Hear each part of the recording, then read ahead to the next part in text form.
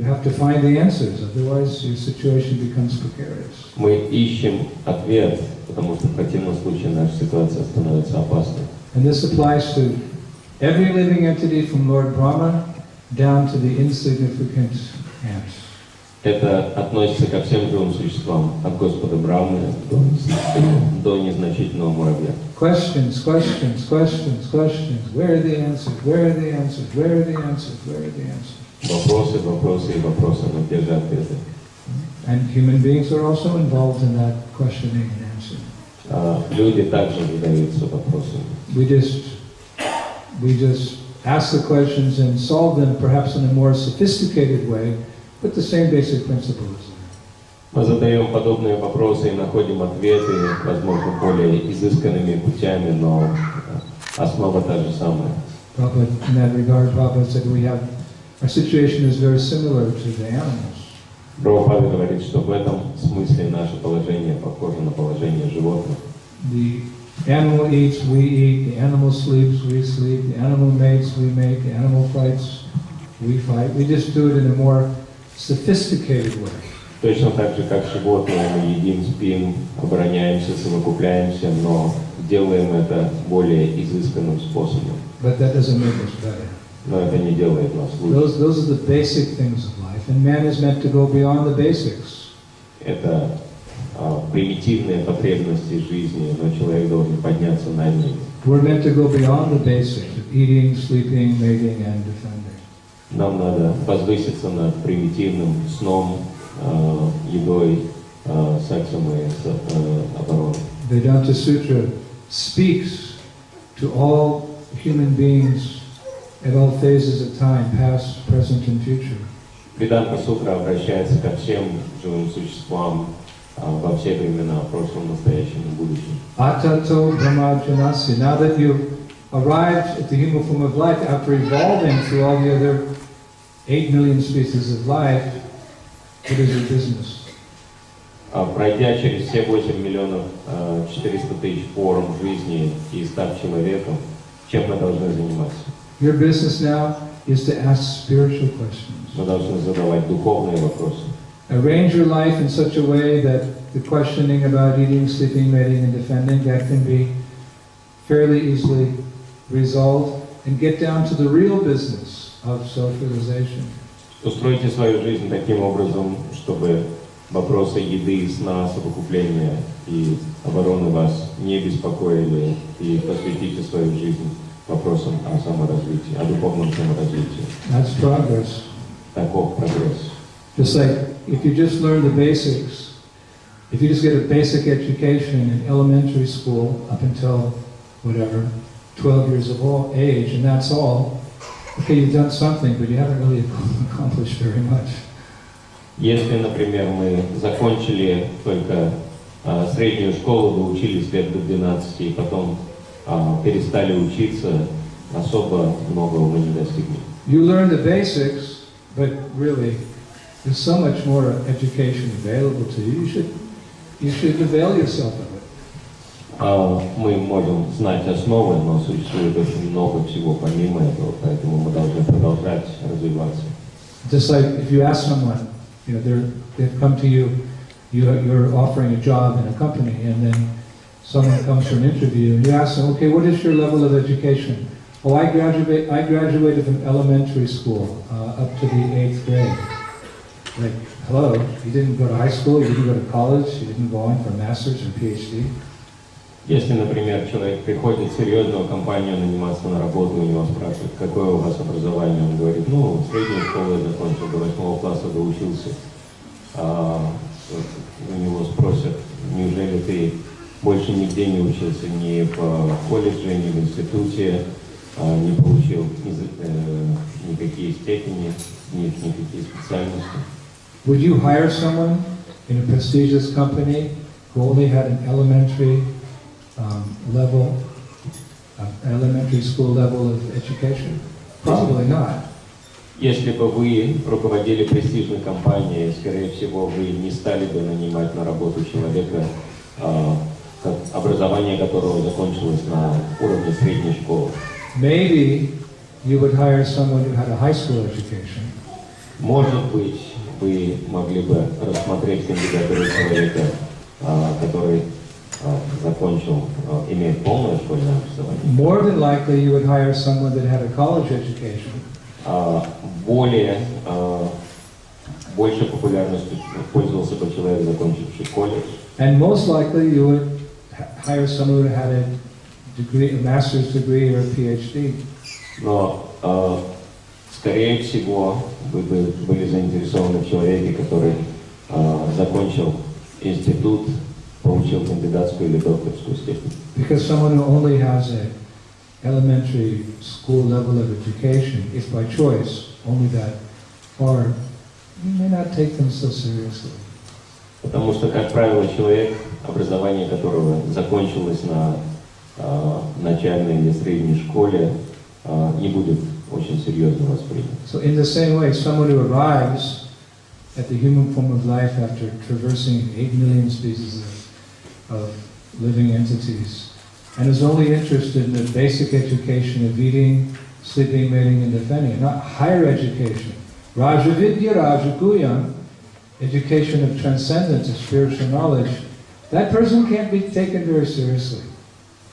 Точно так же в человеческой жизни человек, который получил самое высшее образование, духовное образование, Раджа Видья, Раджа Гугьям, должен восприниматься самым серьезным образом. Human life is meant for more than just the basic education, it's meant for transcendental education. Человеческая жизнь предназначена не для того, чтобы получать всего лишь базовое образование. Человек должен получить трансцендентное образование. So as we pointed out in our seminar in Ukraine, human life really begins when we start asking spiritual questions, beyond the basic questions of life, and we begin to inquire into our deeper spiritual nature. Who is God? And what is our intimate, loving relationship with God? На семинаре в Украине мы говорили о том, что настоящая человеческая жизнь начинается с вопросов, идущих далеко за пределы нашей обыденной жизни, когда мы пытаемся понять, кто такой Господь и каковы наши отношения с Ним. Questioning is our business. Наше дело задавать вопросы. As regards to this body and regards to the soul. В отношении души и тела. We're always asking questions, but we have to ask questions of the deeper nature. Мы всегда задаем вопросы, но наши вопросы должны отличаться глубиной. And that's actually how Bhagavad Gita begins. Так начинается Бхагавад-гита. The discussion between Lord Krishna and Arjuna is based on questions and answers. Обсуждение между Кришной и Арджуной основано на вопросах и ответах. Arjuna is an Aryan. Aryan means he's a civilized person. Арджуна является арием, цивилизованным человеком. Civilized doesn't necessarily mean, dress nicely with nice perfume and well-spoken. Цивилизованный не обязательно обозначает, что человек модно одет, надушен и изысканно выражается. Prabhupada says that Aryan, the concept of Aryan civilization, is one who knows the higher values of life. Шрила Прабхупада говорит, что арий – это человек, который понимает высшие ценности жизни. Who knows that beyond our routine activities, the goal of life is moksha, liberation from the repetition of birth and death. Который понимает, что за пределами примитивной деятельности существует мокша, освобождение от круговорота рождения. Ultimately, that means going back home, back to Godhead, back to Goloka Vrindavan. В конечном итоге это обозначает возвращение домой, назад к Богу, на Галоку Вриндавана. Punarjanma Nividyate, Krishna says, one who attains to my planet, Goloka Vrindavan, by dint of his love, his devotion, he never takes birth again. Кришна говорит в Бхагавад-гите: Пунарджанмана Видьята, тот, кто достигает моей обители Галоки Вриндаваны, больше не рождается в материальной мире. That's an Aryan. Таков арий, A civilized person цивилизованный who человек, knows the higher values of life. знающий истинные ценности жизни. Hitler also, we hear Hitler studied the Vedas somehow. Мы также слышали о том, что Гитлер изучал Веды. And he heard this concept of Aryan, meaning the higher race. Он услышал о концепции ариев, высшей цивилизации, расы. Not necessarily by dint of birth, but by dint of education, Но practice. Это не обозначает, что арием рождаются, арием становятся благодаря образованию и практике. So he took this concept from the Vedas, a superior race, and he thought, well, that meant the Germans. The Germans are a superior race. Но, взяв эту концепцию из Вед, высшей расы, он решил, что немцы являются высшей расой. And he wanted to create a superior race by killing everyone else except the Germans. И он хотел создать высшую расу, уничтожив всех, кроме германцев. That's demoniac.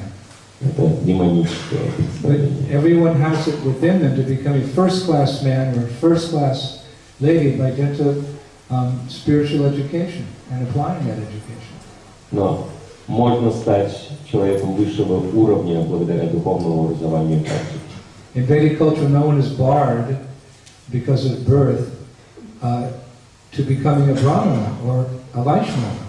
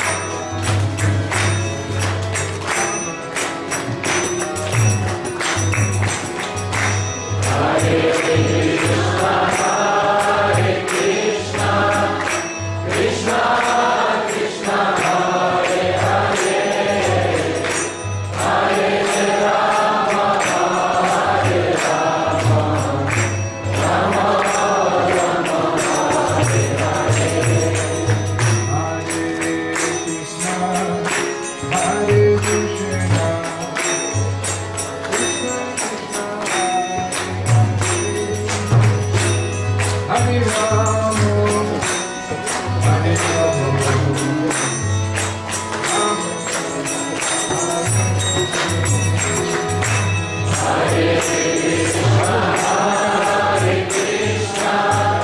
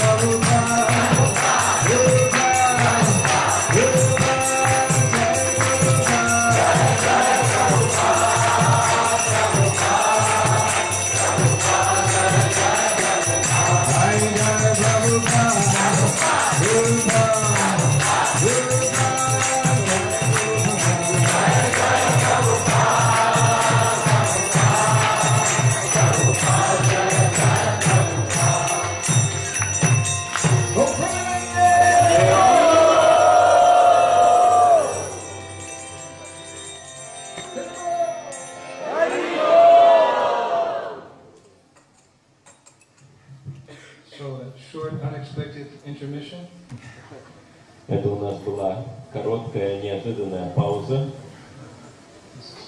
где у нас звукооператор.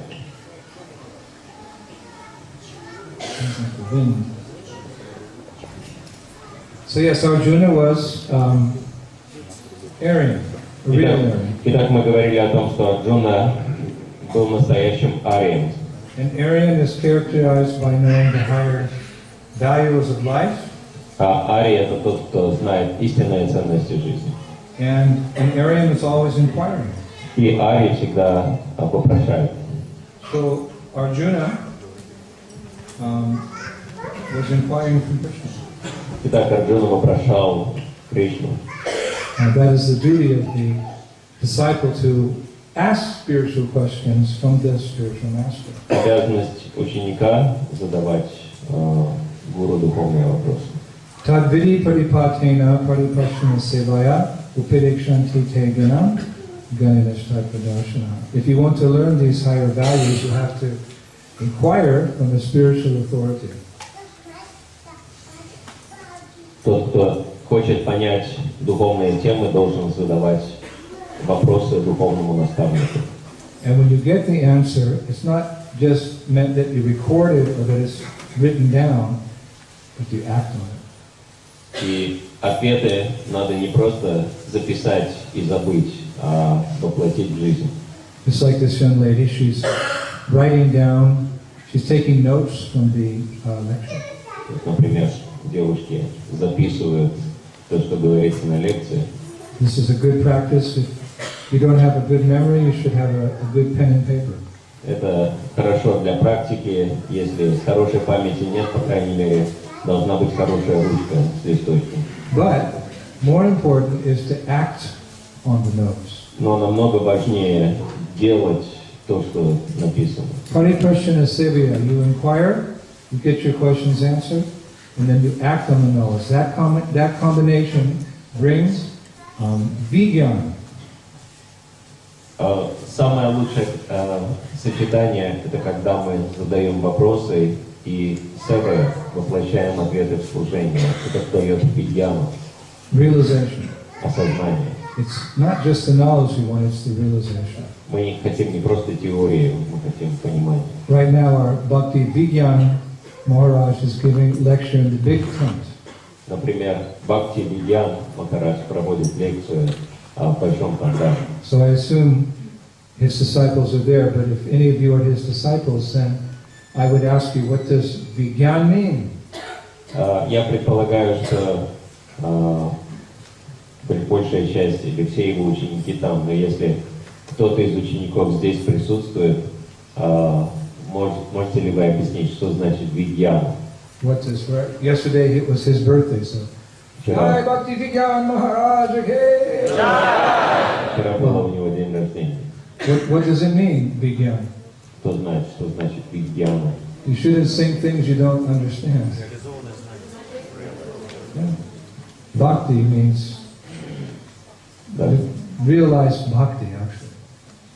Бхакти Видьяна обозначает осознанное бхакти.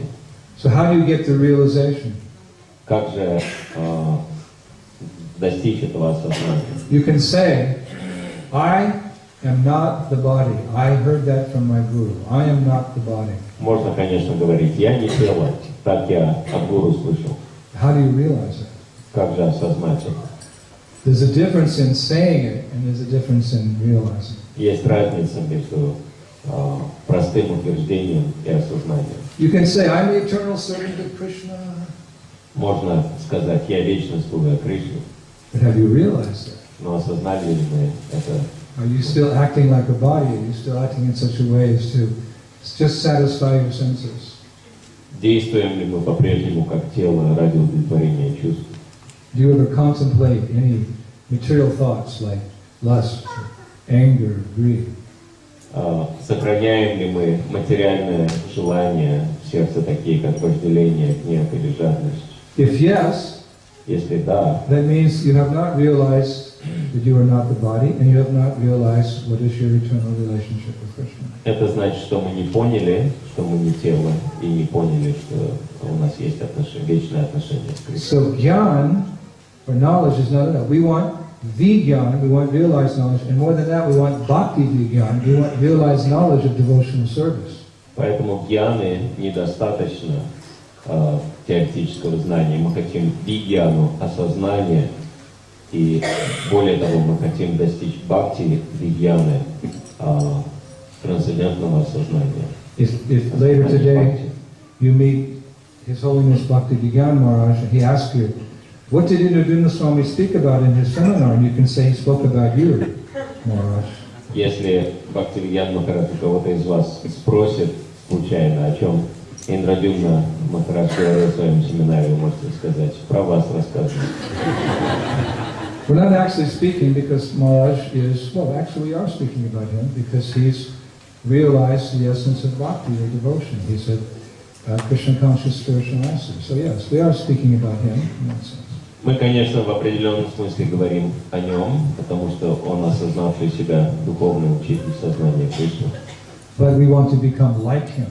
Но мы хотим стать подобными же личностями. Realize devotee. So how to Pariprasthana Sevaya, we ask questions, we get the answers, and then we act on that knowledge. We just don't leave class and put our notebooks away in the desk, but we hear about what we heard, and then we apply that knowledge, and what happens?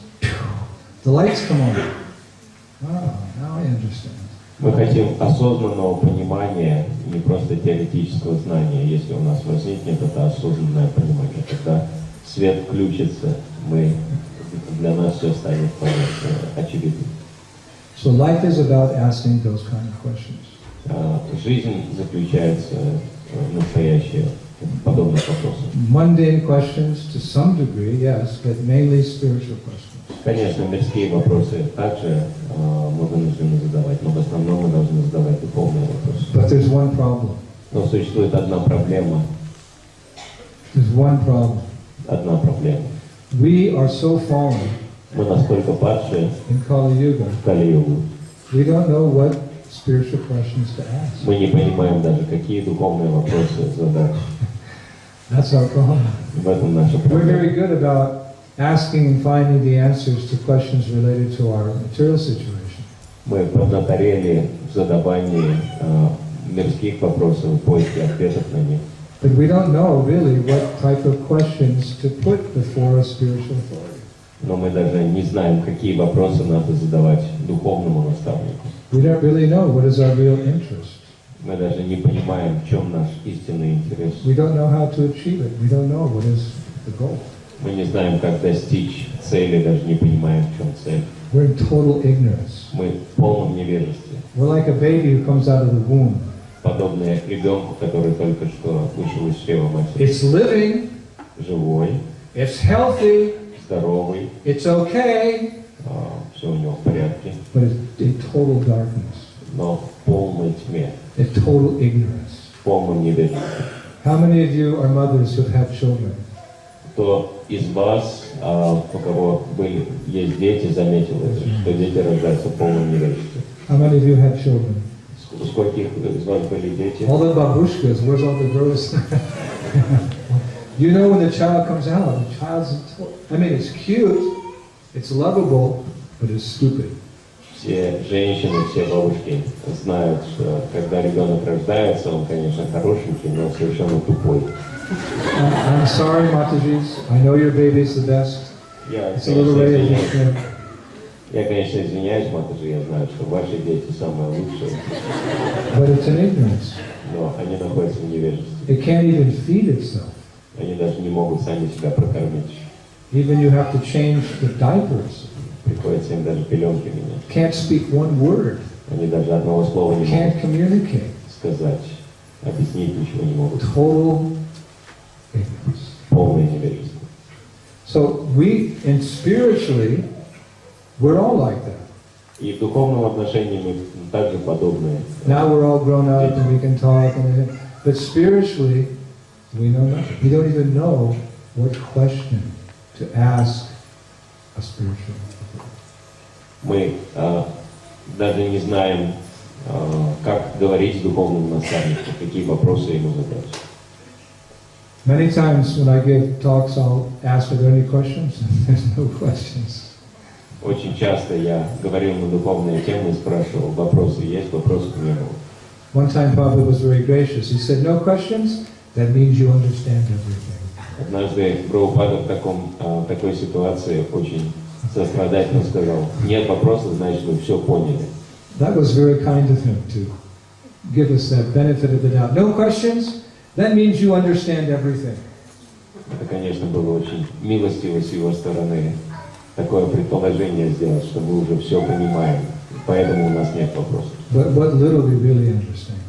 Но насколько мы действительно что-то понимаем. So we should be questioning, but we don't know what kind of questions to ask.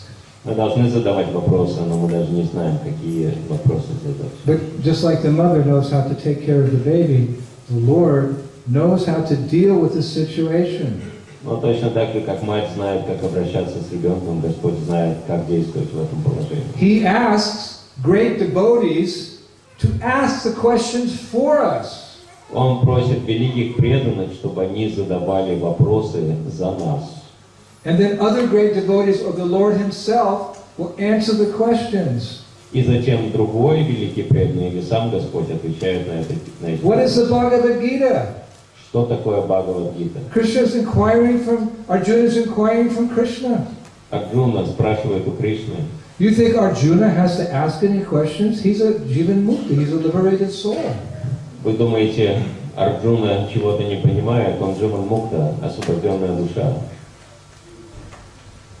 And the Bhagavatam is just full. It's chock full, but the whole Bhagavatam, isn't it? The Bhagavatam is so many great devotees asking questions and getting the answers.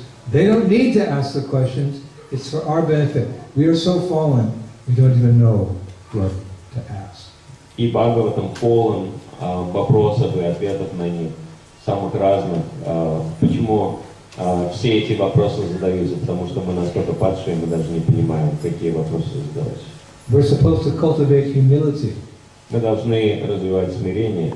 It's considered the crest jewel of all the devotees' wonderful qualities. Humility. Это считается высшим украшением всех качеств преданного смирения. Because no matter how great any devotee is, his singular great quality is that even though he's very great, he feels himself very insignificant and fallen. He considers he's humble. Это самое великое качество великого преданного, что он себя считает очень незначительной личностью. So you can begin to cultivate your humility by understanding that we're so fallen, we don't even know what questions to ask. И мы можем начать развивать свое смирение, поняв, что мы в таком падшем положении находимся, что даже не можем толком духовные вопросы задать. That should make you humble. Это должно My сделать нас spiritual более master said, I'm смиренными. so fallen, I don't even know what to ask. Мы настолько падшие, что даже не знаем, какие вопросы задавать. So the Lord makes the arrangement. He has advanced devotees who don't need to ask the questions. Ask them for us. И Господь устраивает так, что возвышенные преданные, которые и так все знают за нас, задают вопросы. It's wonderful. Это замечательно. So, yes, they ask questions of the spiritual. Они задают вопросы духовного содержания. So that's why I chose to call this seminar 13 questions. Именно поэтому я решил назвать свой семинар «13 вопросов». Voila. So it is. 13 questions. What kind of questions? Where are we going to eat today? Вуаля. Мы будем задавать такие вопросы. Какие вопросы? Где поесть? Where are we going to sleep today? Нет. Где поспать? Where's your husband? Where's your wife? Куда пропал мой муж или моя How жена? are you going to defend yourself from the hot sun?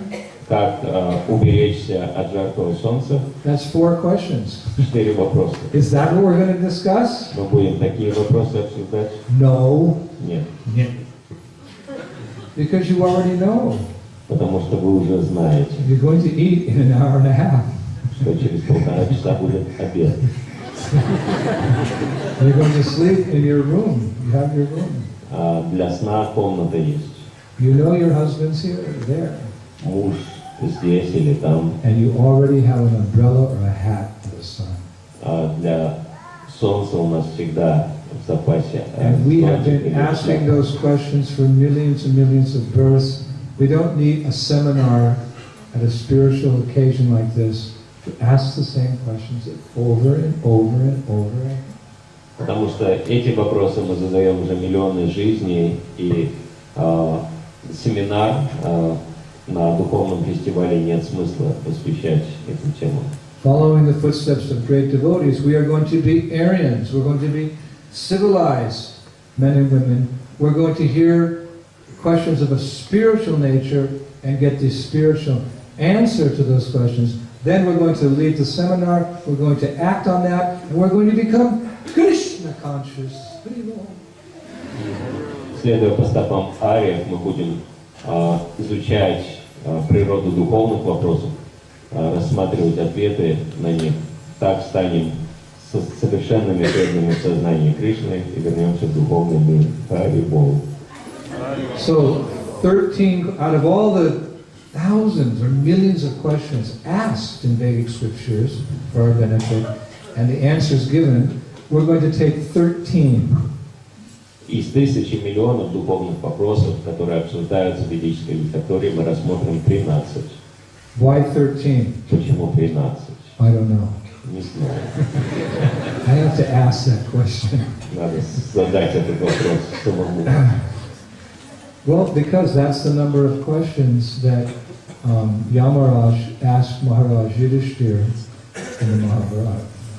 Ну, в принципе, потому что это те вопросы, сколько вопросов задал Ямарадж в Махабхарате, то есть Махарадж Юдхиштира задал Ямараджу. Some things are just axiomatic, they're just facts. Like my mother used to say, son, why is Krishna blue? And I would reply, Mom, because he's blue. Некоторые истины являются самоочевидными, то есть они не требуют доказательства. Как, например, моя мать в свое время задавала мне вопрос: «Сынок, а Кришна почему синий?» И мой ответ был: «Мама, он синий, потому что он синий». So, why 13 questions? Because that's what Yamaraj asked Yudhishthira. Почему 13 вопросов? Потому что это те вопросы, которые Ямарадж задавал Юдхиштире. And if he had asked more, we wouldn't have time to cover them in this 4-day seminar. So it's good. Потому что было бы больше вопросов, мы бы их не успели обсудить за 4 дня семинара, поэтому это хорошее число. Now, I don't think most of you have read the entire Mahabharata. Я не уверен, что все вы читали всю Махабхарату. And you may not even be aware of these famous, very famous 13 questions in Vedic culture. И, возможно, вы даже не знакомы с этими 13 знаменитыми вопросами ведическими. Although Prabhupada Хотя Прабхупада had often quoted one of the questions and one of the answers from that dialogue. Прабхупада цитировал один вопрос и ответ на него очень часто в своих лекциях. Prabhupada knew the 13 questions, but he always liked to choose one of them and use them a lot in his preaching. Прабхупада был знаком с 13 вопросами, и он один из них очень часто цитировал в своей проповеди. And this may ring a bell when you hear this shlok. И когда вы услышите эту шлоку, возможно, вы вспомните. Ready? Ahanyahani bhutani gachantiha Himalayam sheshashtavanam ichanti kimischaryam atapanam. Anyone remember that quote? Кто-то помнит эту цитату, поднимите, пожалуйста. Ahanyahani bhutani! I often use it. Я часто ее использую. Every day hundreds of millions of living entities go to the kingdom of death. Каждый день сотни и миллионы существ отправляются в царство смерти. Still, those who are remaining aspire for a permanent situation. Но оставшиеся в живых стремятся жить вечно. What could be more wonderful than this? Может ли быть что-то более удивительное, чем это? Prabhupada quotes that so many times in his speech. Прабхупада так часто цитировал это в своей проповеди. The question is, what is the most wonderful thing? That's what Yamaraj asks Yudhishthira. Это вопрос, это ответ на вопрос, что является самым удивительным в этом мире. Это то, что Ямарадж спросил. What's the most wonderful thing in this world, Yudhishthira? Что является самым удивительным в этом мире, Юдхиштира? So what would you say? Что бы вы сказали? The Eiffel Tower? Эйфелевая башня? The pyramids of Egypt? Египетские пирамиды? Whatever.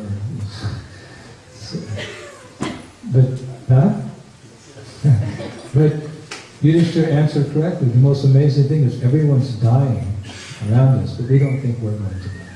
Но Юдхиштира дал правильный ответ. Он сказал, что все вокруг умирают, а остальные думают, что не умрут. So, because this is the first day, I'd like to give a little background to the history of how these 13 questions came about. И это вот, небольшое отступление к теме о том, откуда исходят эти 13 вопросов. It'll make it easier to understand the questions and the answers by knowing a little history of the background of that dialogue. Поняв происхождение этого диалога, нам будет легче понять вопросы и ответы. And actually it's described in detail in the Mahabharata. Они описаны в деталях Махабхарате. In the section called Vana Parva. В разделе Вана Парва. Without going into too much detail, I think all of you know the history of the animosity between the Pandavas and the Kauravas. Мы не будем рассказывать во всех деталях историю вражды между Пандавами и Кауравами, потому что многие из нас You это took the знают. Bhakti Shastri, course, or you took any introductory courses in Krishna consciousness, you know there was a great animosity between the cousin brothers, the Pandavas and the Kauravas. Если вы прошли курс Бхакти Шастр или даже какой-то начальный курс сознания Кришны, знакомы с этой историей вражды между Пандавами и Кауравами. As a result, there was a great war. В результате этого произошла Великая Battle война. of Kurukshetra took place and Krishna spoke the Gita. Битва на Курукшетре произошла, перед которой Кришна рассказал Гиту. But we'll go back a little earlier. Но мы вернемся к предшествующим событиям. That there was once a gambling match between the Pandavas and the Kauravas. Однажды между Пандавами и Кауравами произошла игра азартная. And being defeated in the gambling match, the Pandavas were sent into exile for 12 years. И в результате Пандавы проиграли и были сосланы на 12 лет в лес. And after that 12-year exile, they were required to live in society incognito without being discovered for another year. И после 12 лет ссылки они должны были еще год прожить инкогнито, чтобы их никто не узнал. Now, if anyone recognized them during that 1 year living incognito, they had to go back to the forest for another 12 years. Если бы кто-то узнал в течение этого последнего года, они должны были вернуться в лес еще на 12 лет. So that was a difficult time for the Pandavas. Поэтому для пандавов это был сложный период, Very difficult time. очень сложный период. They were princes and they were living in the forest. Они были принцы, но жили при этом в лесу. They were used to all the comforts of palace life, but they had to live like tyagis or renunciates in the forest. It wasn't easy for them. Они привыкли ко всем удобствам жизни во дворце, но были вынуждены жить как тьяги, отреченные личности. Plus Kunti was there, Draupadi was there. It was a difficult situation. Вместе с ними были Кунти и Драупади, для них это было сложно. So, during the time of their exile in the forest, they went to a place called Dvaitavana. It's a forest, Dvaitavana. И во время своей ссылки они находились в одном лесу под названием Двайтаван. They spent a few years living there, and then they moved on. They went to a place called Kamyavan. Они прожили там несколько лет, затем они перешли в лес под названием Камьяван. You may have heard of Kamyavan. Kamyavan is actually a village or a forest in Vrindavan, in the greater Braj Mandala. Возможно, вы слышали о Камьяване, это один из 12 лесов Браджа Мандалы, недалеко от Вриндавана. Now, when they were living in Kamyavan, on top of all the other austerities they had to undergo, one king, his name was Jayadratha, he was the king of Sindhu, he kidnapped Draupadi. И когда они жили в Камьяване, в дополнение ко всем аскезам, им пришлось пережить эпизод, когда царь Синду Джаядратха похитил Драупади. So the 5 Pandava brothers, they chased after him, but he was so powerful, he put up a good fight for a long time. They almost didn't get Draupadi back. 5 пандов вступили с ним в сражение, но он был настолько могущественный, что он чуть было их не победил, они чуть не потеряли Драупади. So finally, after great efforts, they killed this king of Sindhu and they rescued Draupadi. И в конце концов, после серьезных усилий, им удалось убить этого царя Синду и заполучить назад Драупади. And the Mahabharata relates that they all considered now the Kamyavan area, this forest is too dangerous, let us go back to Dvaitavana. И они решили, что этот лес Камьяван слишком опасен для жизни, нам надо вернуться обратно в Двайтаван. They went back to Dvaitavana and they were living, you know, like, again, like sages, with cooking their food over the fire, sleeping on the bare ground, bathing in the water of the rivers and lakes. И, вернувшись в Двайтаван, они продолжали жить подобно мудрецам, спали на земле, готовили на огне, купались в речках. But their solace was that in the forest, that's where the sadhus were. Но их утешало то, что в тех же лесах жили саду. And Aryan people, civilized people, they're always hankering for the association of sadhus.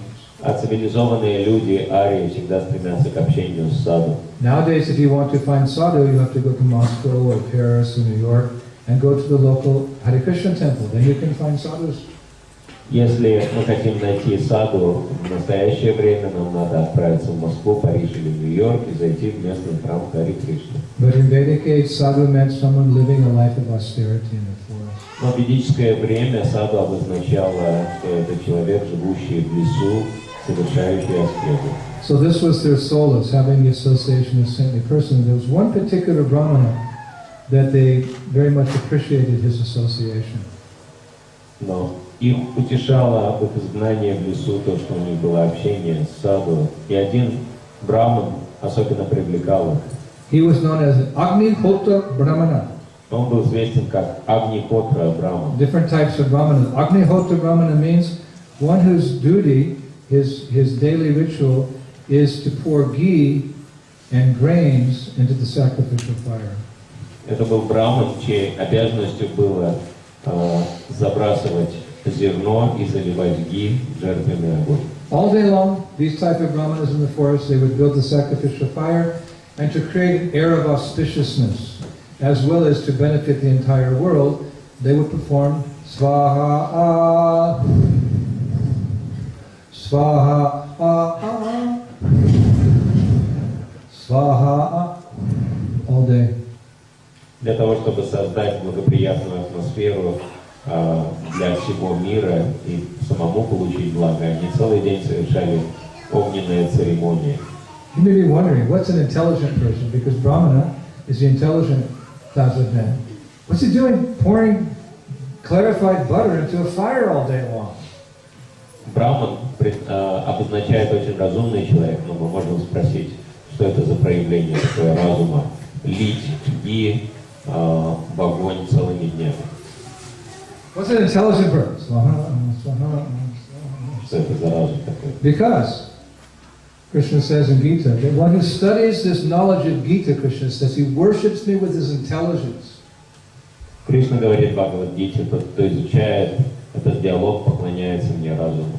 And what does Krishna say about yagyas in the Gita? И что же Кришна говорит о яге? He says, in the beginning of creation, I sent forth generations of men and demigods and blessed them that by the performance of Agnihotra, by the performance of sacrifice, all desirable things will be bestowed upon me.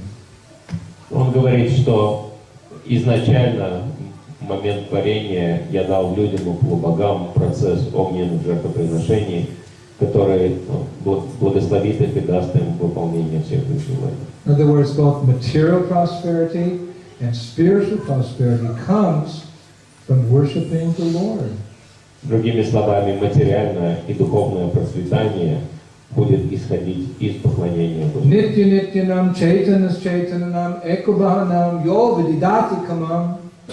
It's stated in the Upanishads that out of all the eternal beings, and there's many of them, there's one, Eka, who's fulfilling the desires of all the other eternal beings, you and me. В Упанишадах говорится, что из всех живых существ существует одно вечное, которое выполняет желания всех остальных. So material prosperity doesn't come because you work really hard, you have a good idea, you've got a good product. Материальное процветание не приходит благодаря тому, что у нас есть очень хорошие мысли о том, как заняться, развить свой бизнес.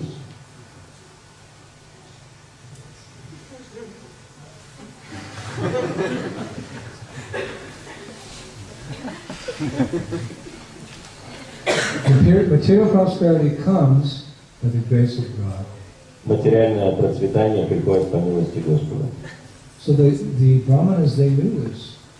There's an intimate connection between human society, demigods, and the Supreme Lord. Мудрецы знали, что существует связь между Верховным Господом и обществом людей. So if you thank God by the performance of yajna,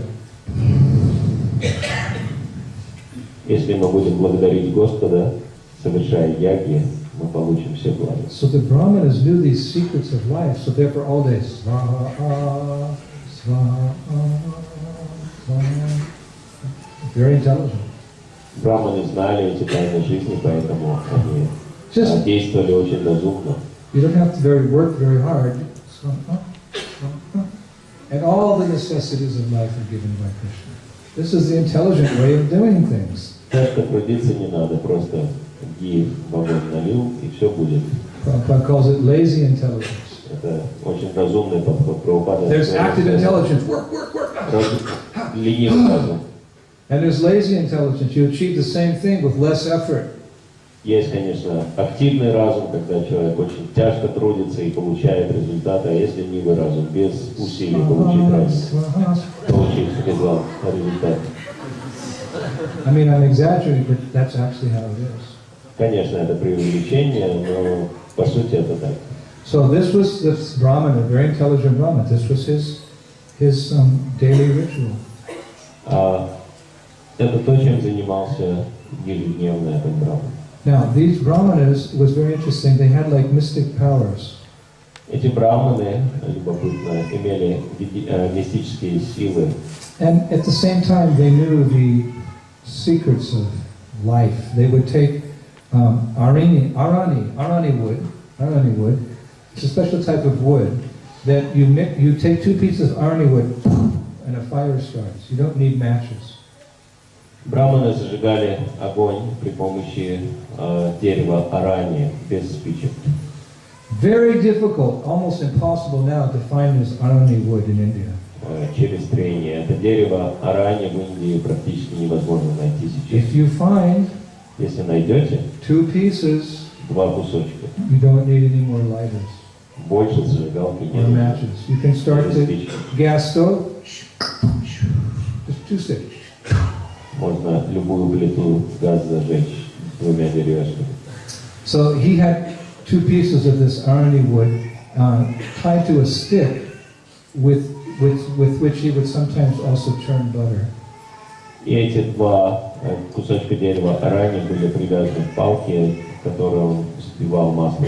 You know how sometimes you tie your keys to you tie your keys to a rope, or you tie your keys to something. He tied the arani wood to the rod which he would use to churn butter in the ashram. Как иногда мы привязываем ключи к плоти, к концу сари, к еще чему-нибудь. Он привязал эти 2 кусочка дерева арани к палке, которая взбивалась маслом. One day, a large buck deer, male deer, came, and just, they can be a little frivolous and playful sometimes, deer. The deer grabbed that churning rod and ran away into the forest. And along with it went his arani stick for making fire for his yajnas every day. И однажды прибежал олень, олени могут иногда проказничать тоже, схватил в зубы палку и ускакал в лес, и вместе с палкой пропало дерево арани, и он больше не мог зажигать огонь для яги. He was in great distress. How I can continue these yajnas without fire? И он был страшно опечален, думал, как я буду совершать яги без огня. So 2 or 3 days went by, and everything became very inauspicious because there was no performance of yajna. Через 2-3 дня все вокруг стало очень неблагоприятным, поскольку яги не совершались. Yajna by Vishnu. Yajnas are meant to please the Supreme Lord Vishnu. If he is not pleased, you cannot expect auspiciousness in this world. Ягья бай Вишну. Если яги совершаются, все становится благоприятным. Если они останавливаются, все разрушается. The sky became dark. There were howling winds. water started to disappear, the forest animals disappeared. Everything was becoming very auspicious. No yogis going. Солнце пропало, небо стало темное, животные лесные куда-то разбежались, все становилось очень неблагоприятно. But this Agni-hotri Brahmana heard that recently 5 illustrious personalities, the Pandavas, Yudhishthir, Bhim, Arjun, Nakul, and Sahadev, had come to take residence in that forest. Но этот браман Агнихотри услышал о том, что 5 возвышенных личностей, 5 братьев Пандав недавно переселились в лес. And in particular, he heard that Arjun and Bhim were very powerful fighters. И он слышал особенно о славе Арджуна и Бхимы как могущественных He воинов. laughed. He said, "It's nothing for them to catch a deer." И он сказал, что им ничего не стоит этого оленя поймать. In fact, in Vedic culture, it was allowed that the Kshatriyas could kill deer. В ведической культуре разрешалось кшатриям убивать оленей. Well, wait a minute. That's not very Vedic to kill. Но мы можем сказать, но это не очень по-ведически убивать. Kshatriyas were allowed to kill to uphold dharma. Но кшатриям разрешалось убивать ради поддержания дхармы. Because there's always a conflict between the demons and the devotees, and the demons are sometimes attacking the devotees or innocent members of society. So somebody has to stand up and say, "Stop, or I'll kill you." Всегда существует конфликт между демонами и преданными, поэтому кто-то должен демонов останавливать, говорить, что если не прекратишь, я тебя убью. To protect the innocent members of society, the animals, the children, the women, old people, and brahmanas. Требуется защита для 5 членов человеческого общества: стариков, женщин, детей, браманов и коров. Materially, they may not be strong enough to defend themselves against asuras like Hiranyakashipu, Ravana, Kamsa. Кто-то может быть очень материально сильным и быть способным защититься от демонов, таких как Хираньякашипу, Равана или Камса. So Kshatriya means in Sanskrit one who protects from hurt. Kshatriya, who protects you from hurt. Слово кшатрия обозначает тот, кто защищает от увечий. They take their arrow, place it to their forehead, put it to the bow. Они вытаскивают стрелы, прикладывают их к колбу. No one complains when a scorpion or a snake is killed. Убивают. Никто не жалуется, когда убивают змею или скорпиона. In fact, the whole 14 worlds were happy when Shringadev killed the snake or the wasp, Hiranyakashipu. Все 14 миров были счастливы, когда змей или оса Хираньякашипу был уничтожен. So they had to have skill in battle, Kshatriyas.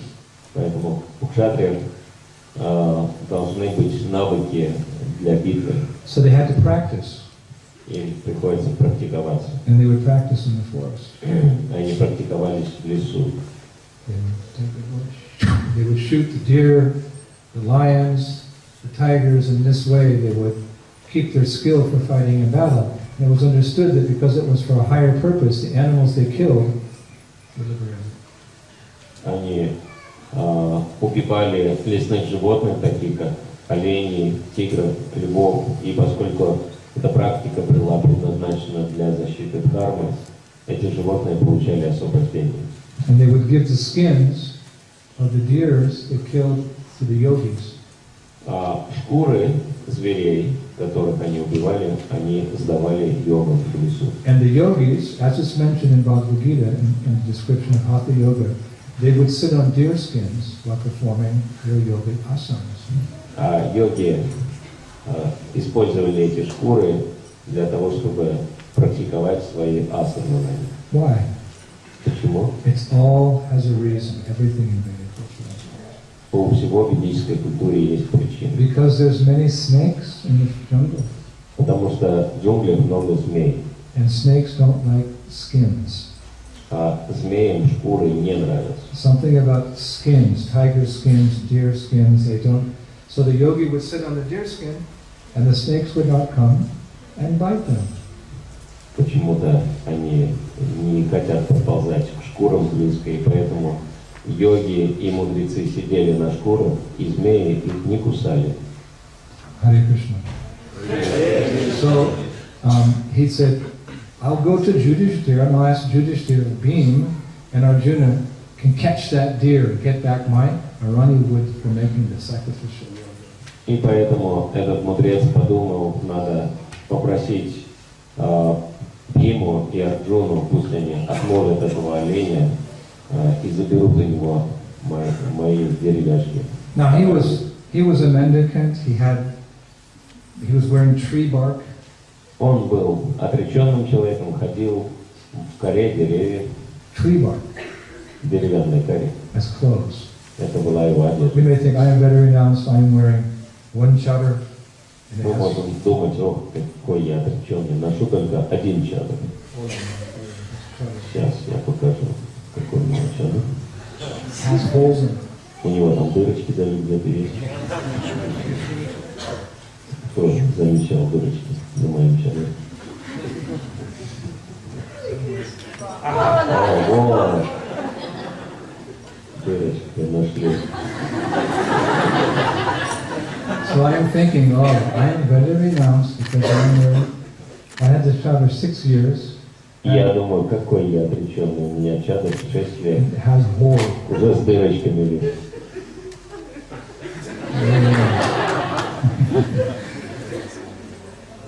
But more renounced is wearing tree bark. You cut the bark from the tree when it's kind of semi-wet, and you put it together and you wear that around your waist. Very uncomfortable. You may get the right size, but it's not very soft. Но намного более отреченный уровень – это носить кору деревьев. Ее срезают, когда она мягкая, делают из нее что-то вроде повязки набедренной и носят. Конечно, размер может подходить, но мягкость может не подходить, потому что она высыхает очень быстро. And he had his water pot and his mala. И еще у него был кувшин для воды и мала. Bas. Tree bark, water pot, mala. Кора деревьев вместо одежды, а кувшин для воды и мала. Matted hair. Длинные спутанные волосы, завязанные на макушке. Bas. But when he came to see Yudhishthira, who was soon to become the emperor of the world, И когда он пришел на встречу с Юдхиштирой, который должен был стать императором and мира, the powerful princes, Arjuna, Bhim, Nakul, so the royalty of the earth, they all bowed down to the mendicant. и там также были будущие правители мира, Арджуна, Бхима, Накула и Сахадева. Увидев его, они предложили поклоны этому отшельнику. What is this? The royalty with powerful weapons and gold and silver and jewels and power and fame. They're bowing down to a mendicant wearing tree bark. Как это понять, что могущественные правители мира с золотом, драгоценностями, могуществом, оружием, украшенные славой, победами, склонились перед отшельником? What is this? Как это понять? Because they were enlightened souls. They were Khatris, but they were enlightened souls. They understood the position of such a sadhu. Они были просветленными душами, и поэтому они понимали положение саду. Titikshava krunika suridam sadhadehinam achata shatava shanta sadhava sarubhushanaha. That such a devotee is decorated not with cloth and ornaments, but by fine qualities of the soul.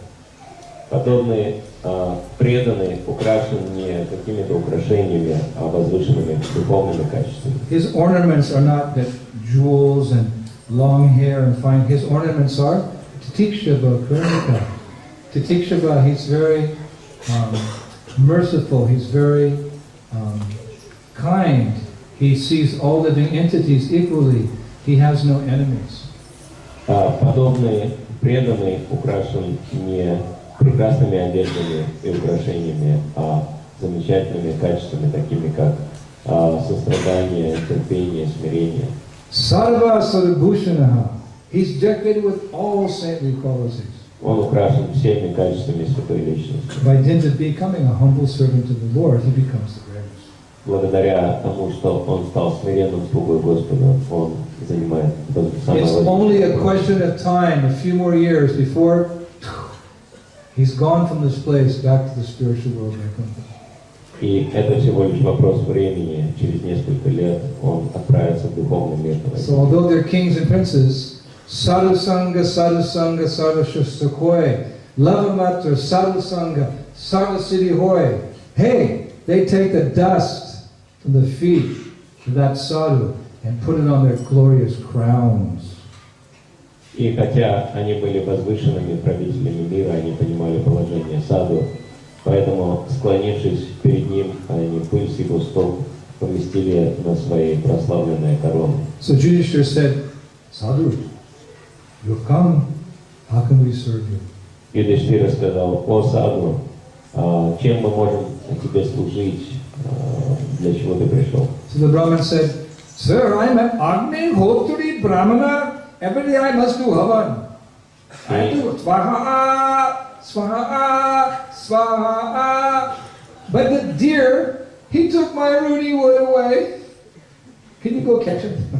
И этот браман сказал: господин, я тут браман совершаю агнихотру, огненное жертвоприношение, свага, свага, а тут олень прибежал и палку мою украл.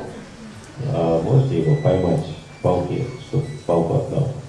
Please find that wood and save my religious vows. Пожалуйста, найдите это дерево и защитите мои религиозные обеты. What an insignificant request to such powerful personalities. Что за мелочная просьба, обращенная к таким возвышенным личностям. But every Aryan knows that if the saintly person is pleased, your life becomes successful. And if you offend a saintly person, your life can be destroyed. Но каждый арий знает, что если святого удовлетворить, в жизни все будет успешно. Если оскорбить, вся жизнь будет разрушена. Vaishnavanam yatha Shambhu. Shiva is the greatest of all devotees. Шива является величайшим из всех преданных. Shiva is the greatest of all Vaishnavas. Шива — это величайший из всех He's преданных. always thinking of Krishna in his mind. Он всегда размышляет о Кришне как But he's Ashutosh. It means he's easily pleased, объекте поклонения, но он Ашутоша, его легко удовлетворить, but he's easily displeased. но его легко разгневать также. And pleasing the sadhus, pleasing the saintly authorities is the key to success in every endeavor. Because without their blessings, what we can do? И удовлетворение садху, святых вайшнавов, является ключом в любых усилиях, потому что без их благословения мы не способны. So Yudhishthira, he turned to Arjuna, he turned to Bhima. Go find the deer and get the wood, okay? Hurry. И Юдхиштхира обратился к Арджуне и Бхиме и сказал: быстренько нашли эту палку. So Bhima, Arjuna, they took their bows and they began running. Boom, boom, through the forest, here, there, everywhere. They couldn't find the deer. Бхима и Арджуна схватили свои луки и помчались по лесу. Finally, Везде искали, но нигде не могли найти. just at twilight, as the sun started going down, Arjuna saw the deer. И только лишь в сумерках Арджуна заметил оленя. And the deer had that churning rod in his mouth, and it was almost as if the deer was teasing him, smiling. И этот олень держал палку в зубах и смотрел на них, как будто он над ними издевался. Arjuna, he took his arrow, Арджуна взял and he missed. и промахнулся. A swarm of arrows.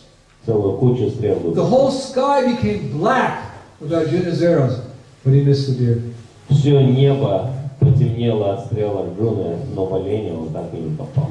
Arjuna, the great warrior, was so embarrassed. Арджуна, великий воин, был так опозорен. He came back to Yudhishthira, he said, Он пришел к Юдхиштире и сказал: I've never been unsuccessful in the destination of my arrows before. What has happened? что со мной случилось? Я никогда не промахивался, мои стрелы никогда не пролетали мимо цели. Что случилось со Then he мной? fell down to the, don't do that. Не надо, вентилятор. Don't disturb the class. Помешает. Maybe in the beginning, but not middle. В начале нормально, но не в середине лекции. He fell down on one knee and he began crying. Он упал на одно колено и начал рыдать. I know what happened. I've lost my power. Он сказал: я знаю, что случилось, я утратил мое могущество. I know why I lost my power. Я знаю, почему я его утратил. Because when Dushashan was trying to strip Draupadi naked in the assembly of the Pandavas and Kurus, all of us did nothing to stop him. Потому что когда Душасана пытался сорвать одежду с Драупади в присутствии всех гуру, мы ничего не сделали, чтобы остановить его. Veritably, we have committed a great sin and have lost our power. Похоже, мы совершили великий грех и утратили свое могущество. So they were all lamenting. Все они скорбели. Then finally Yudhishthira, he said, anyway, for now we have other business. Но Юдхиштира сказал: ну что делать, у нас сейчас другая задача. So we're all very thirsty. Все мы чувствуем очень сильную жажду. You know, living in the forest, it's not like you could just turn the tap of water on and go to the refrigerator, you know.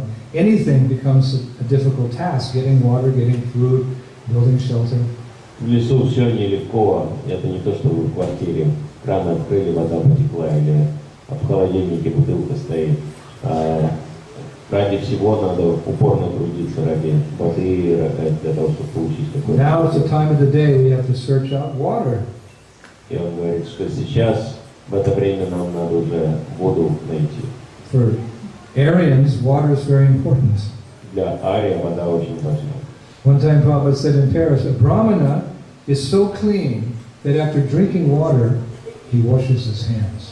Прабхупада однажды сказал, что в Париже, что браман настолько чист, что даже выпив воду, он моет руки после питья воды. And killers of Brahmins, they take birth in the desert areas of the world. А убийцы браманов рождаются в пустынных частях мира. As a punishment, because water is so important. Как наказание, потому что вода очень важна. We need water to cleanse the outside of the body, and we need water to cleanse the inside of the body, the heart. Нам нужна вода для того, чтобы очищать свое тело и изнутри, и снаружи. Right? To perform ajna. Om Keshavaya Namo Совершать Namo. ачиман, например. And then Cheto Darpana Marjana, by chanting mantra, you cleanse the subtle body. И очищая, и мы повторяем мантры для очищения тонкого тела. You get dirty in this world.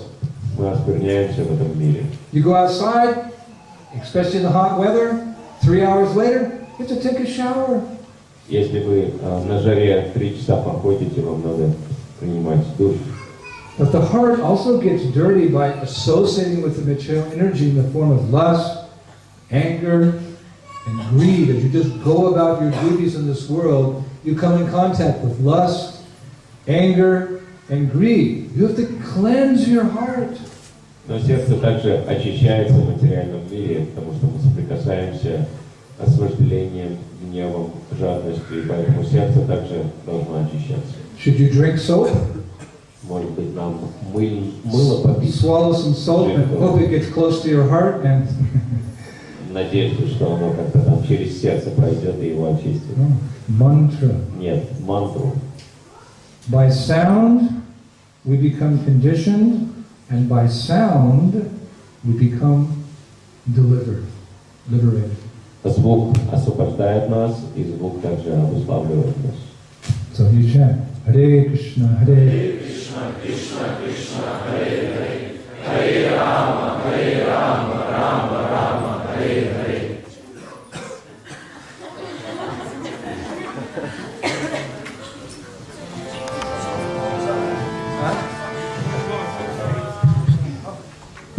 Krishna. хотели услышать, наверное, как эта история закончилась. So, water is so important to those of Aryan culture. Итак, вода очень важна для представителей арийской культуры. But Yudhishthira said, boys, brothers, look for water. И Юдхишthира сказал: братья, давайте воду найдем. So Nakul, the son of Madhu, he climbed a tree, and at a distance he saw a lake. Затем Накула, сын Мадри, забрался на дерево и увидел озеро неподалеку. Yudhishthira is a beautiful lake not far from here. Он сказал: Юдхишthира, вот там прекрасное озеро неподалеку. So Yudhishthira will go, get some water for Юдхишthира us. сказал: ну хорошо, отправляйся за водой. So when Nakul arrived, he saw this, I mean, he'd never seen a lake like this, it was so beautiful. Когда Накула пришел туда, он увидел, что это было невиданное озеро. Pure, crystal clear water, beautiful lotuses, lots of swans, and in the middle of the forest. Чистая, прозрачная вода с лотосами и лебедями в лесу. Very thirsty, he bent down to drink. Он был настолько измучен жаждой, что он решил попить. Suddenly he heard a celestial voice. И вдруг он услышал небесный голос. Nakula, don't touch that water. Накула, не трогай эту воду. First of all, answer my questions. Прежде всего, ответь мне на вопросы. Give me the correct answer. Если дашь правильные ответы, Only then I'll give you permission to drink the water. только после этого я разрешу тебе пить воду. If you ignore me and touch that water, you will die. Если проигнорируешь меня, дотронешься до воды, ты умрешь. But you know, like when you're hungry or you're thirsty, Вы знаете, если вы очень хотите пить или you есть, just drink. вы просто пьете или едите. Right? Правильно? So Nakula, he ignored this omen from the sky and he drank the water. As soon as he touched the water, he died. Накула проигнорировал этот глаз небесный, выпил воду и сразу же помер. Meanwhile, Yudhishthira is waiting. You know, where's Nakula? Тем временем Юдхишthira ждал, так и не дождался Накулы. So he said to Sahadev, his brother, you go. Он сказал Сахадеве, его брату: отправляйся ты. And when Sahadev arrived at the lake and saw that Nakula was dead, he was devastated. И когда Сахадева отправился к озеру, увидел мертвого Накулу, он был совершенно поражен. Cried and he cried. Убит горем, он плакал очень долго. And to give him some solace from his grief, he said, I'll drink some water. И он был настолько опечален, что он решил также выпить воды. Suddenly a voice came from the sky. Sahadev, if you touch that water, you will die, just like your brother. И неожиданно голос с небес сказал: Сахадева, если ты дотронешься до этой воды, ты погибнешь так же, как твой брат. He couldn't resist. Но он не остановился. Sometimes the senses overpower the intelligence.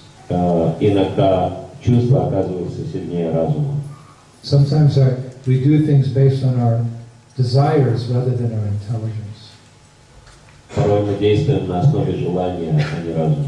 That's why we always have to act with our intelligence, not being pulled by our senses. Поэтому мы должны действовать разумно, а не на основе позывов чувств. So he just was so thirsty, he drank, he died. Сахадева чувствовал жажду, он выпил воду и также умер. So Nakul, Sahadev, dead. Накула и Сахадева лежали мертвыми. Yudhishthira said, something's going on here, Arjuna. Go to that lake and find out why the boys aren't bringing water back. Юдхишthира заподозрил неладное и сказал Арджуне: пойди к озеру и узнай, почему они не Bring whatever, bring some water back. И воды принеси, чтобы там не случилось. So Arjuna went to the lake. Арджуна отправился к озеру. And he heard the same omen. Don't touch the water, Arjuna. First answer these questions. И Арджуна услышал тот же голос, который сказал: не трогай воду, сначала ответь на вопрос. So being Kshatriya, his natural reaction was to again. He shot so many arrows again, the sky became black. Будучи кшатрием, он резко отреагировал, выпустил столько стрел в направлении голоса, что небо стало черным от стрел. And the voice started laughing. Oh, you think you can kill me? И голос начал смеяться и сказал: что ты думаешь, меня возможно убить? Because actually this was Yamaraj, Lord of Death. So how can he kill death? Death is death. So He's laughing. Shoot as many arrows as you want, buddy. You're not going to kill me. Потому что это был голос самого Ямараджа, повелителя смерти. Как можно смертью убить смерть, это невозможно. И поэтому он сказал, что можешь стрелять сколько хочешь, меня не убьешь. Arjuna became a little restless because he had this order from Yudhishthira. Арджуна занервничал, потому что у него было наставление Юдхиштиры. Yudhishthira wants water, so as soon as he took the bucket and put it in the water, touched the water, Arjuna died. Арджуна решил все равно взять воду для Юдхиштиры, но как только он дотронулся до нее, он также умер. So now all the four brothers, and there's just Yudhishthira back at the camp. И все четыре брата погибли таким образом, и остался в конечном итоге только Юдхиштира.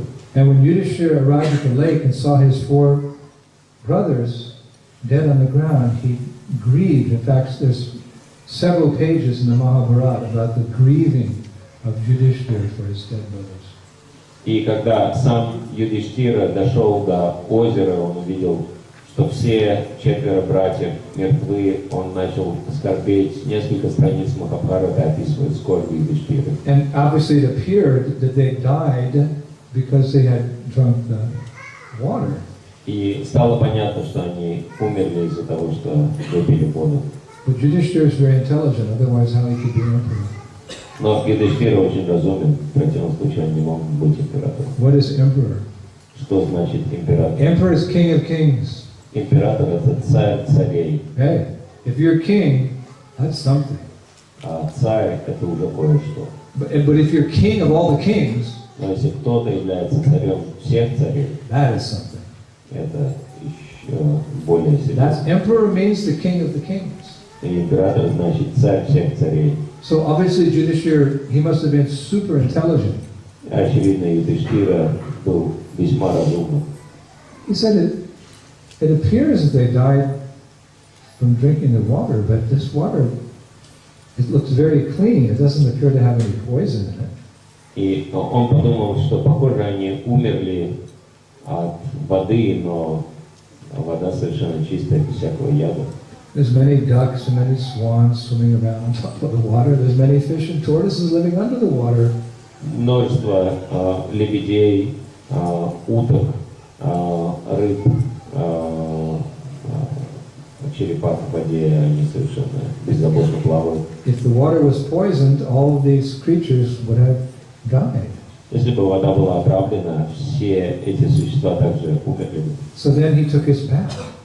Он принял омовение. And when he was out of the bath, he was about to drink some of the water, but he heard a supernatural voice. И после омовения он хотел выпить немного воды, но он также услышал этот сверхъестественный голос. And the voice said, I am a heron, I am a crane, I am a fish eater, and I'm the owner of this lake. Этот голос сказал, что я цапля, я поедаю рыб, и я хозяин этого озера. And I want you to answer 13 questions. Я хочу, чтобы ты ответил на 13 вопросов. And if you do, I will bring your brothers back to life. Если ты ответишь, я верну твоих братьев к жизни. So, Yudhishthira had some doubts. He said, how can a water bird kill a warrior like Arjuna? У Юдхиштиры были сомнения, он спросил, как же какая-то птица может убить воинов, подобных Арджуне? He said, I can hear your voice, you sound like a bird, but how can a bird kill 4 powerful warriors? Something, you're tricking me. Он сказал, что я слышу твой голос, похожий на птичий, но как же птица может убить 4 могущественных воинов? Это похоже на обман. Then that heron assumed the form of a tall, well, he became as tall as a palm tree. He had a black complexion. He said, actually, I'm a yaksha. I killed your brothers.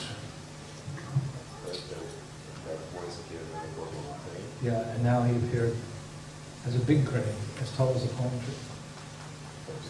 Yeah, he appeared as a demon. He took the demon took the form of a crane, and the crane was as tall as a palm tree. Black bird. И затем этот голос принял форму очень высокой гигантской черной цапли. So И он сказал, что я Якша, повелитель озера. the king was like impressed. Царь был впечатлен. So the demon said, answer my questions. And if you answer 13 questions properly, don't miss one question, I will bring your brothers back to life.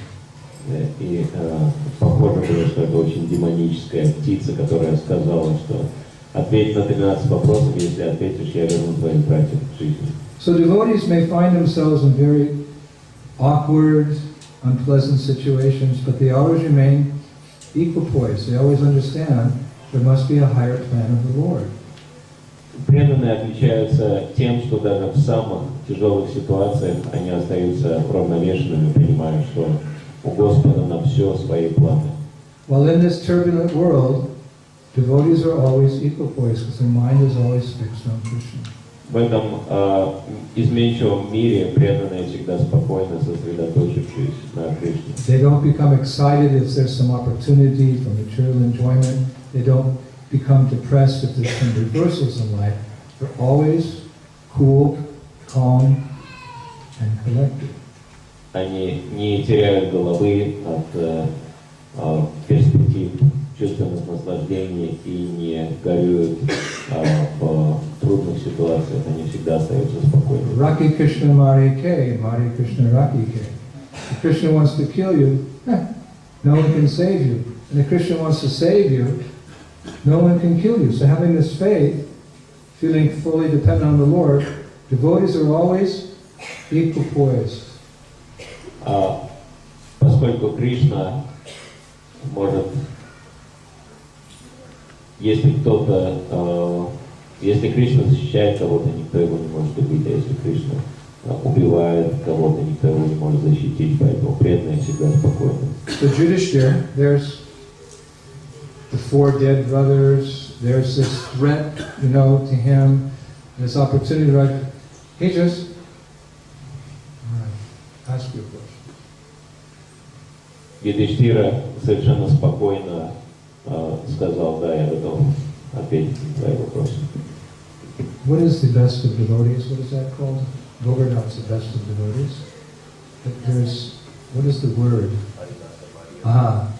Haridas of Hari means the best of devotees. So this is a very special title which is awarded to Giriraj, Govardhan, for his service to the divine couple Radha and Krishna. But the same title is sometimes applied to Yudhishthira because he's such an exemplary devotee. Существует один очень возвышенный титул, лучший из преданных, Харидаса Варью, которым называют Гирирадж Говардхан за его служение божественной чите Радhe и Кришне. Но иногда Махараджа Юдхиштхиру, поскольку он настолько возвышенный и преданный, также называют Харидаса Варью. Devotee is never afraid. He can serve Krishna in life, he can serve Krishna in death. As soon as he dies, he just changes places, but he still goes on with his devotional service. What does he have to fear? Преданный всегда бесстрашен, даже перед лицом смерти. Он понимает, что его преданное служение будет продолжаться, будет он находиться в этом теле или в любом другом теле или месте. We are afraid of what we don't know. Мы боимся неизвестного. And that's why people are completely afraid of death. Поэтому люди так сильно боятся смерти. It's a big question mark. Большой вопрос у них. Not for devotees. Но не для преданных. He reasons ill who says that Vaishnavas die when thou art living still and sound. A Vaishnava dies to live, and while living, tries to spread the holy name around. Говорится, что вайшнавы не умирают, потому что вайшнавы живут вечно и живя распространяют святое имя. We're not afraid of death. Death just means a change of place.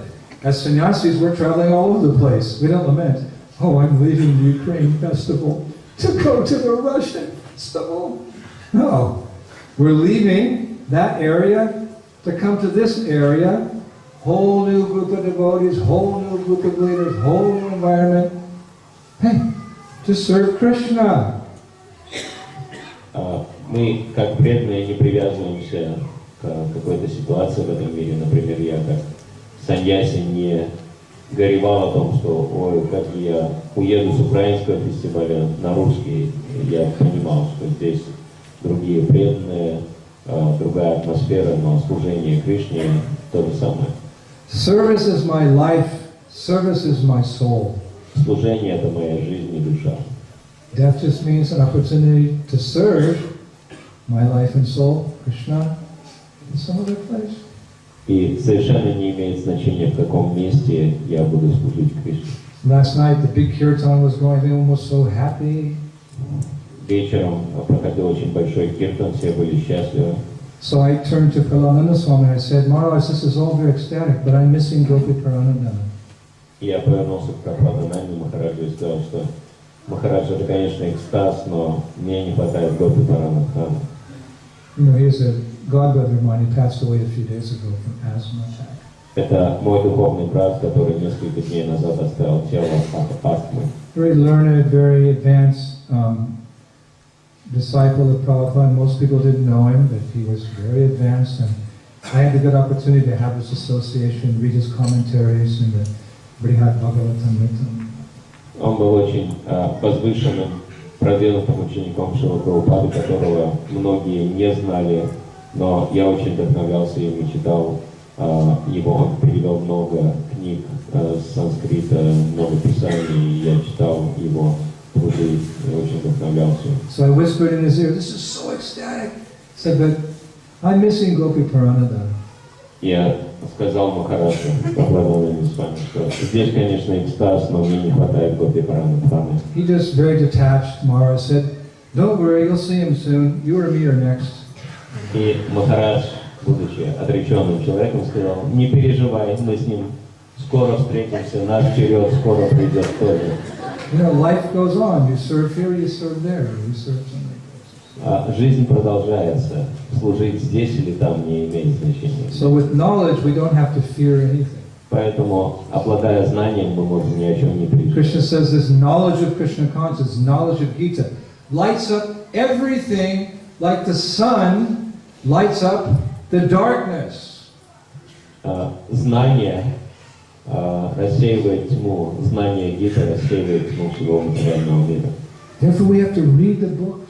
Поэтому нам надо читать книги. We can't just buy the books and put them on our bookshelf so when the devotees come for a Namahara program, they think, oh, he must be a scholar.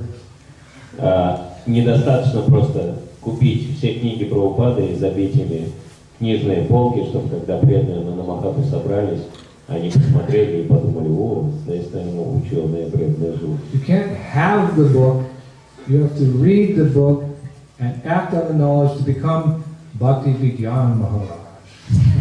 Недостаточно просто иметь книги, надо их читать, изучать и практиковать, чтобы стать подобными Бхакти Vigyan Махараджа. I now have an iPad 2. У меня сейчас второй iPad появился. Not one, I have iPad 2, very fancy. У меня уже iPad 2 появился. Очень And I'm having my disciple Mahavan spend hours and hours and hours. In fact, he shouldn't even be here right now. He should be working on the iPad too. Putting all the books there, but the onus is on me. Once the books are there, I can't just, I have iPad too. I have to read the books and act on the books to become like Bhakti Vigyan Maharaj. И мой ученик Махаван, он даже не должен сейчас на лекции вообще присутствовать, он должен трудиться день и ночь, загружая все книги в iPad, но его дело загрузить, а мое дело уже читать эти книги, понять их и практиковать эти знания для того, чтобы стать подобным Бхакти Vigyan Махараджа. So we can be equipoised. Поэтому мы можем быть совершенно спокойны в этом неспокойном мире рождения и смерти. With knowledge. Благодаря знанию. So Yudhishthira, amidst all this turbulence and emotion and death and grief, he sat down very calmly. Поэтому Юдхиштира даже посреди всех этих бед спокойно сидел. What are your questions, sir? И спрашивал: каковы твои вопросы? And if he missed, Сэр. if he answered one question wrong, his brothers would not be revived. Если бы он ответил даже на один вопрос неправильно, его братья бы не вернулись в жизнь. So one by one, 13 questions. He gave the right answer. И он давал правильные ответы на все 13 вопросов один за другим. So those questions we'll be discussing in the seminar. Мы будем обсуждать эти вопросы. But just to jump ahead, because everything in Krishna consciousness has a good ending, Но поскольку в сознании Кришны у всего хороший конец, that crane, that heron, was actually Dhammaraj or Yamaraj, the Lord of Death. счастливый конец, мы скажем, что эта цапля была Ямараджем, царем смерти. So initially he said, very good answer, so now one of your brothers may be brought back to life. И поэтому он говорит, что это ответы очень хорошие, я могу вернуть к жизни одного твоего брата. So choose one brother. Выбери одного. Which one do you choose? Кого вы думаете он выбрал? Bhima, Биму, Arjuna, Арджуну, Nakul, Накулу, Sahadev. Сахадеву. He chose Nakula. Он выбрал Накулу. Why? Почему? I mean, probably Arjuna and Bhima would have been, more applicable to his mission, but he chose Nakula. Арджуна и Бхима были более полезны для его миссии, но он почему-то выбрал Накулу. Why? Почему?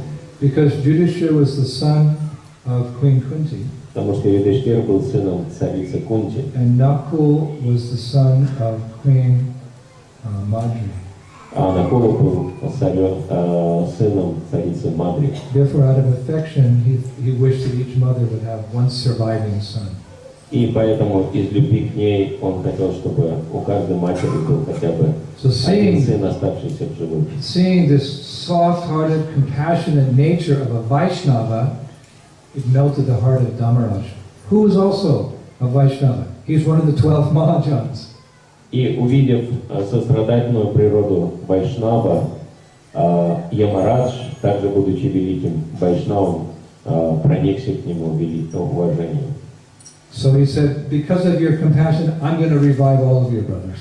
И он сказал, что поскольку ты так сострадателен, я всех братьев верну к жизни. And give you one extra added blessing. You can ask one more boon from me. И я дам тебе дополнительное благословение, дополнительную возможность, можешь попросить у меня любое благословение. You see what happens when you please a Vaishnava?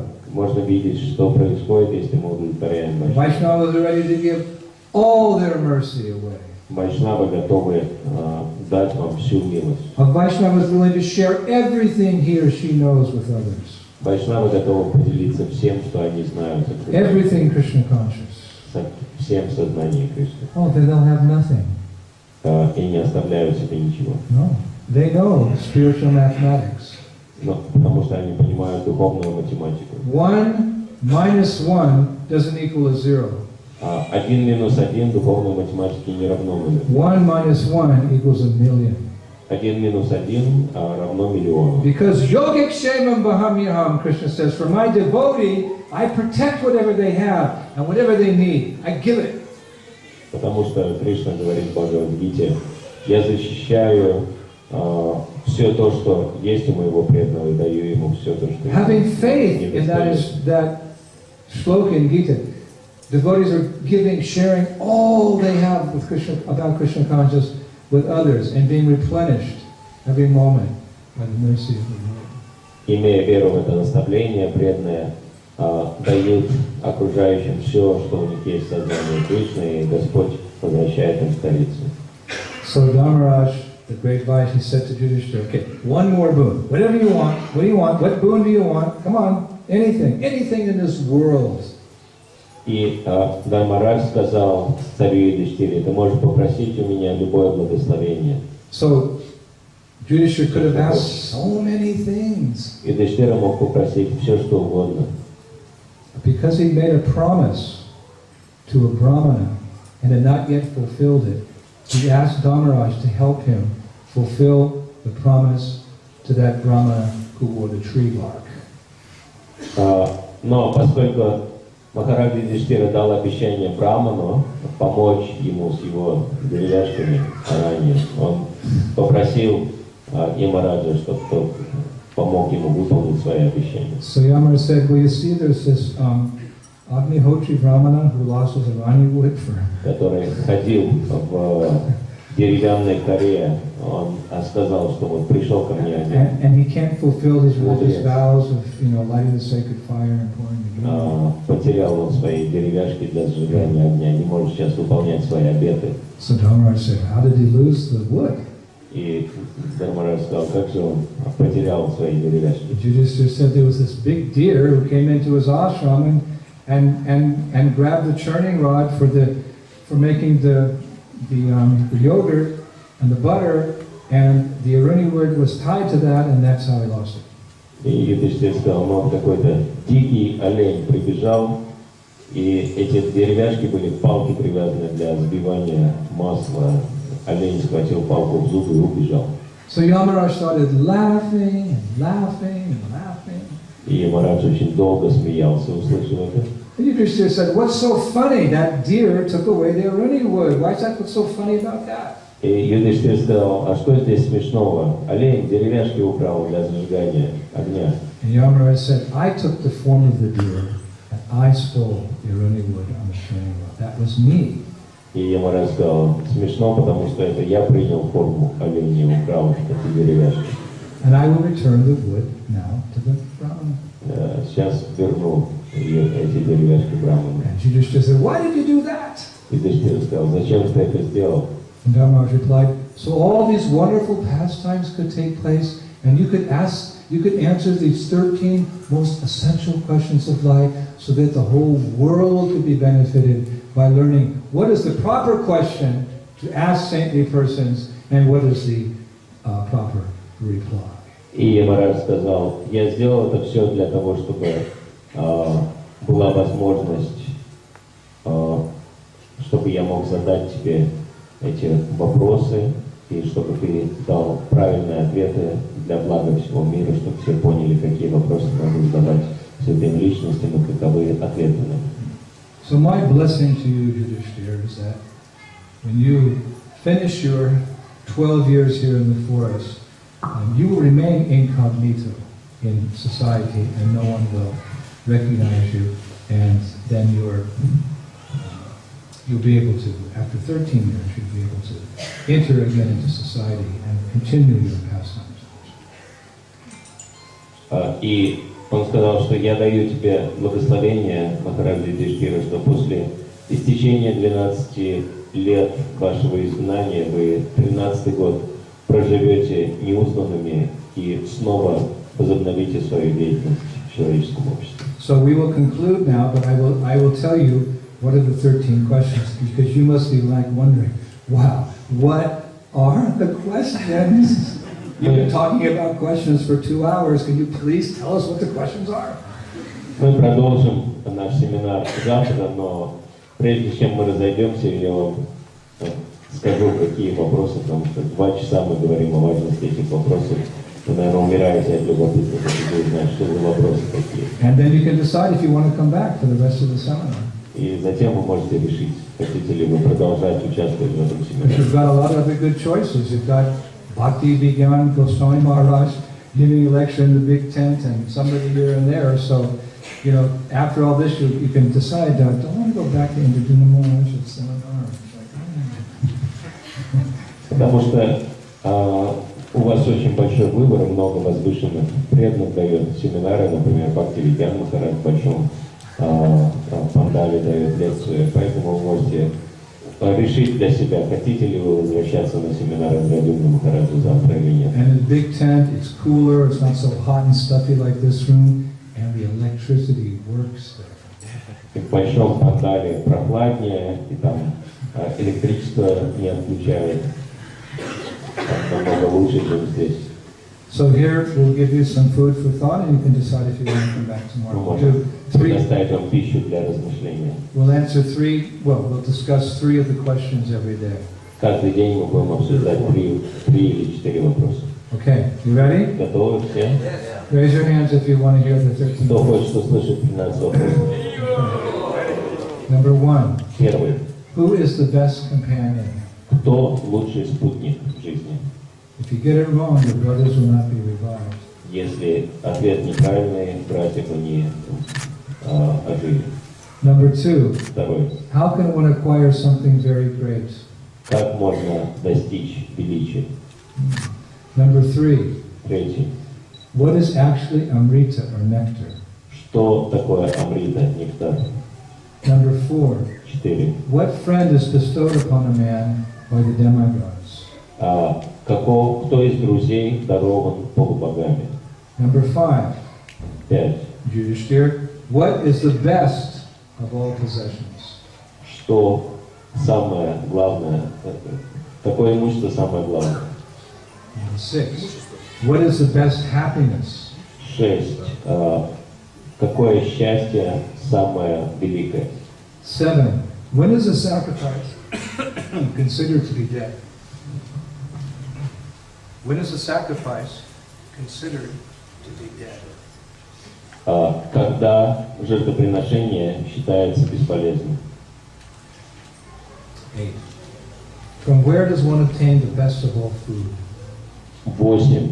Откуда приходит лучшая пища? 9. What is the king of all knowledge? Что царь знания? Что является царем знания?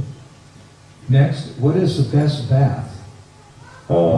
Следующее, 10. Что является лучшим омовением? Next, who is condemned to an everlasting hell? 11. Кто приговорен к вечному аду? And 12, who is truly happy? Кто воистину счастлив? And 13, 13. the famous question and answer. 13. Prabhupada always. Это знаменитый вопрос и ответ, который Прабхупада My цитирует. dear Yudhishthira, what is the most amazing thing? Мой дорогой Юдхишthира, что самое удивительное?